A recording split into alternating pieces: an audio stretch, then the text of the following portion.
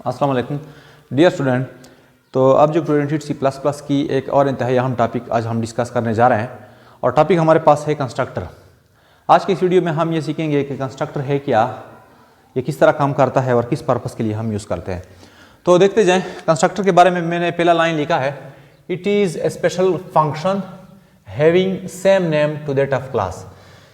Constructor भी हमारे पास एक फंक्शन होता है, जिस तरह हमारे पास आम फंक्शन होते हैं प्रोग्राम में या क्लास के अंदर, इसी तरह कंस्ट्रक्टर भी एक फंक्शन है, लेकिन यहाँ पे हम इसको कहते हैं स्पेशल फंक्शन। ये एक स्पेशल फंक्शन है। स्पेशल किस वजह से है अभी हम आगे जाकर देखेंगे। फर्स्ट ऑफ ऑल हमारे पास कंस्ट्रक्टर का जो नेम है वो बिल्कुल क्लास जैसा होगा। नेक्स्ट हमारे पास है it has no return type. हर एक फंक्शन का हमारे पास रिटर्न टाइप होता है। अमूमन हमारे पास जो फंक्शन का रिटर्न टाइप होता है वो वॉइड होता है, लेकिन याद रखें कि हमारे पास कंस्ट्रक्टर का कोई रिटर्न टाइप नहीं होता, इवन कि इसके साथ हम वॉइड भी नहीं लिखते। थर्ड पॉइंट है it is executed automatically when an object of class is created. Constructor automatically execute होता है, इसको हम डॉट के जरिए कॉल नहीं करते हैं, बल्कि ऑटोमेटिकली एग्जीक्यूट होता है जब भी हम उसी क्लास का कोई ऑब्जेक्ट बनाते हैं। तो किस तरह वो आगे हम कोड के जरिए एक्सप्लेन करेंगे। फाइनल पॉइंट है it is used to initialize object. ये जरा इंपॉर्टेंट है, इनिशियलाइज ऑब्जेक्ट। ये ऑब्जेक्ट की इनिशियलाइजेशन के लिए हम यूज करते हैं। इनिशियलाइजेशन का क्या मतलब है? देखिए कोई भी प्रोग्राम जो हमारे पास रन होता है वो बेसिकली प्रोसेसर रन करता है, लेकिन जब प्रोसेसर किसी प्रोग्राम को रन करता है तो उस दौरान प्रोग्राम मेमोरी में होता है, यानी रैम में।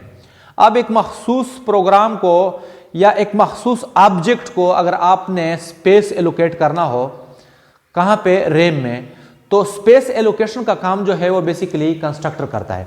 यानी कंस्ट्रक्टर क्या करता है, किसी ऑब्जेक्ट को रैम में, मेमोरी में स्पेस एलोकेट करता है जहाँ पे वो स्टोर होता है कौन? ऑब्जेक्ट। साथ साथ ऑब्जेक्ट को हम कोई वैल्यू असाइन करते हैं, तो वैल्यू असाइन करने के लिए जो हमारे पास फंक्शन यूज होता है उसी को हम कहते हैं कंस्ट्रक्टर।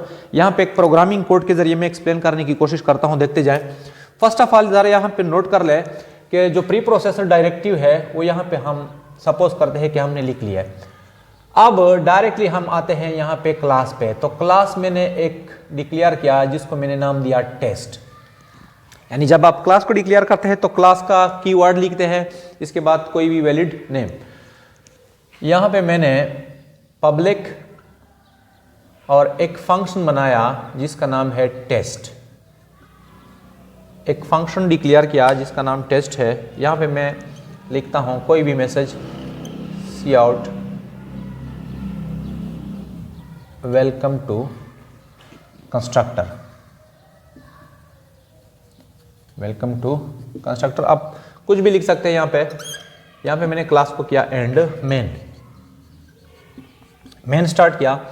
अब यहाँ पे मैं इस क्लास का एक ऑब्जेक्ट बनाता हूँ, टेस्ट ओबीजे। अब तकरीबन ये जानते होंगे कि हम किस तरह ऑब्जेक्ट बनाते हैं। बहरहाल अगर आप लोगों को ये भी क्लियर नहीं है कि हम ऑब्जेक्ट किस तरह बनाते हैं, तो इससे पहले वीडियो लेक्चर में हमने ये पॉइंट डिटेल के साथ एक्सप्लेन किया है, तो आप वहाँ पे ये चेक कर सकते हैं। देखते जाए। यहाँ पे हमारे पास है एक क्लास, यहाँ से लेकर अब देख सकते हैं यहाँ तक एक क्लास है। इसी क्लास के अंदर हमारे पास यहाँ पे एक फंक्शन है। ये देखे जरा, यह हमारे पास है एक फंक्शन, पब्लिकली हमने इसको डिक्लेयर किया है। फंक्शन का नाम क्या है? टेस्ट, जबकि क्लास का नाम क्या है? वो भी टेस्ट। तो ऐसा फंक्शन जिसका सेम नेम हो क्लास की तरह, उसको हम कहते हैं कंस्ट्रक्टर। तो ये हमारे पास है एक कंस्ट्रक्टर। यहाँ पे हम फंक्शन के साथ अमूमन लिखते हैं वॉइड, जिसको हम रिटर्न टाइप कहते हैं, लेकिन कंस्ट्रक्टर के साथ ये भी नहीं होता।